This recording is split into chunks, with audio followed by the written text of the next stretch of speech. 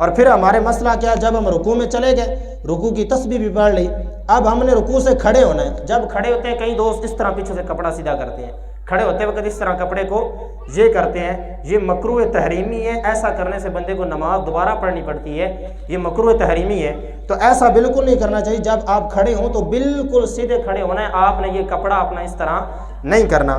اب یہاں پہ یہ بھی مسئلہ آتا ہے کہ ہم نے اپنے پاؤں، کئی دوستوں نے اس طرح رکھے ہوتے ہیں ایسے، کئیوں نے بالکل جو ہے وہ اس طرح رکھے ہوتے ہیں، یہ سارے طریقے جو ہے وہ غلط ہیں۔ یہاں تک کہ آپ کی جو دونوں پاؤں ہیں ان کے دوران یہ 4 انگلیوں کا فاصلہ ہونا چاہیے۔ پاؤں کے درمیان میں جو جگہ، یہ خالی جگہ ہے، اس میں 4 انگلی کا ایسا تھوڑا سا زیادہ فاصلہ ہو نہ، تو یہ زیادہ اس طرح کھولنا یہ بھی طریقہ درست نہیں، اور بالکل یہ ساتھ لگا دینا یہ بھی درست نہیں، بلکہ 4 انگلی کا اگر آپ فاصلہ رکھ کے پھر آپ رکھیں گے تو یہ درست ہے۔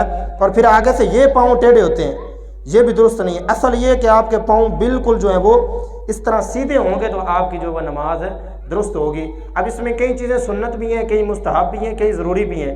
میں ساری اس وجہ سے بتا رہا ہوں کہ اگر ہم اس طرح کریں گے تو انشاءاللہ ہماری سنتیں بھی ادا ہو جائیں گی، مستحبات بھی ادا ہو جائیں گے، اور جو واجبات ہیں وہ بھی جو ہمارے ادا ہو جائیں گے۔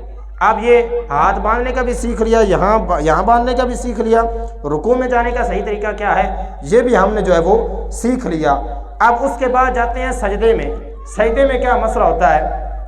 سجدے میں جاتے وقت کئی دوستوں کو دیکھا گیا ہے، جب سجدے میں جاتے ہیں تو پیچھے سے اپنے پاؤں ان کے اٹھے ہوتے ہیں، پاؤں ان کے اٹھے ہوتے ہیں، یہ طریقہ درست نہیں ہے۔ جب آپ سجدے میں جائیں گے آپ کے دونوں پاؤں کی ایک ایک انگلی کا لگانا فرض ہے، دونوں پاؤں میں سے ایک ایک کا، اور 3 کا لگانا یہ واجب ہے، اور 5 انگلیوں کا لگانا یہ سنت ہے۔ اگر آپ دونوں پاؤں کی 5 انگلیوں کو سجدے میں لگائیں گے تو آپ کی سنت پر بھی عمل ہو جائے گا، واجب پر بھی عمل ہو جائے گا، اور اس کے ساتھ ساتھ جو فرض ہے اس پر بھی عمل ہو جائے گا۔ یہ ہمارے بہت زیادہ مسئلہ دیکھا گیا کہ جب ہم سجدے میں جاتے ہیں تو ہمارا پورے کا پورا پاؤں پیچھے سے کھڑا ہو جاتا ہے، یہ نماز کے اندر درست طریقہ نہیں ہے۔ ہاں جس کا کوئی مسئلہ ہے، عذر ہے، وہ 5 نہیں لگا سکتا، وہ 3 لگا لے۔ اگر کوئی 3 بھی نہیں لگا سکتا، کم از کم انگوٹھا تو بندہ لگا سکتا ہے، تو وہ ایک بھی لگائے گا تو اس کا عادت۔ یہ اس بندے کے لیے جس کا عذر ہے، جس کے پاؤں کو مسئلہ ہے، جو معذور ہے، جس کے بالکل ٹھیک پاؤں ہے، اس کو 5 ہی لگانی چاہیے، پھر جو ہے وہ بندے کا سجدہ جو ہے وہ ادا ہو جائے گا۔ اب سجدے میں جانے سے پہلے سب سے پہلے بندے کے ہاتھ نیچے جانے چاہیے، پھر بندے کے گھٹنے نیچے جانے چاہیے، اس کے بعد جو بندے کا ناک لگنا چاہیے، پھر بندے کی جو ہے وہ پیشانی لگنی چاہیے۔ اس طرح اگر ہم سجدے میں جائیں گے تو ہمارا سجدہ جو صحیح طریقے سے ادا ہو جائے گا۔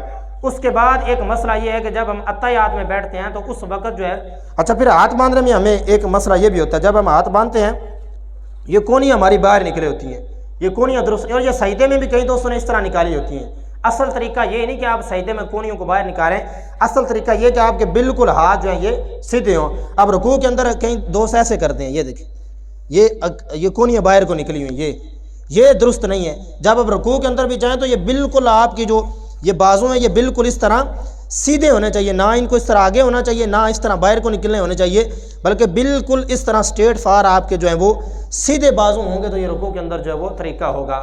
اس کے بعد ہمارا جب ہم اتحیات کے اندر بیٹھتے ہیں تو بیٹھتے وقت ہمیں ہاتھ کہاں رکھنے چاہیے؟ کئی دوست جو وہ اتحیات میں بیٹھتے ہیں تو ایسے ان کے ہاتھ کسی کے ادھر ہوتے ہیں اور کسی نے ادھر جا کے پکڑے ہوتے ہیں۔ اصل طریقہ یہ ہے کہ جب آپ اتحیات میں بیٹھیں، جہاں پر آپ کا گوڈا یہ ختم ہو رہا ہے یہاں پر آپ کے ہاتھ اس طرح ہونے چاہیے۔ اصل طریقہ یہ ہے، نہ تو بالکل آپ کے اس طرح ہوں، نہ بالکل آپ کس طرح ہوں، بلکہ یہاں آپ کا گوڈا ختم ہو رہا ہے یہاں آپ کے ہاتھ ہونا چاہیے، تو یہ صحیح طریقہ ہے۔ اور اس کے بعد جب ہم جو تشہد پڑھتے ہیں اشہد ان لا الہ الا اللہ، اس میں لوگ کئی انگلی کئی طریقے سے اٹھاتے ہیں، کئی دوست کئی طریقے سے اٹھاتے ہیں۔ اس کا اصل طریقہ کیا ہے کہ انگلی کو کب اٹھانا چاہیے، کب نیچے رکھنا چاہیے اور کس طرح کرنا چاہیے؟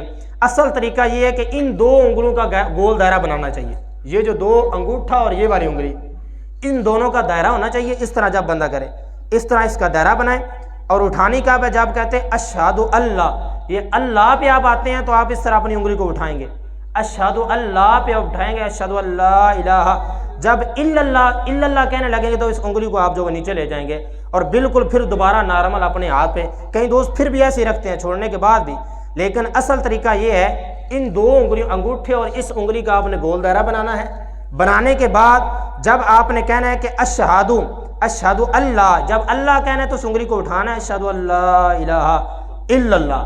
جب الا اللہ آپ نے کہنا تو اس انگلی کو آپ نے جو ہے وہ دوبارہ نیچے رکھ دینا ہے اور اس طرح کر کے اپنی نماز جو ہے وہ مکمل کرنی ہے۔ اگر اس میں کسی دوست کا کوئی سوال ہو تو وہ مجھ سے پوچھ سکتا ہے کہ کوئی ڈاؤٹ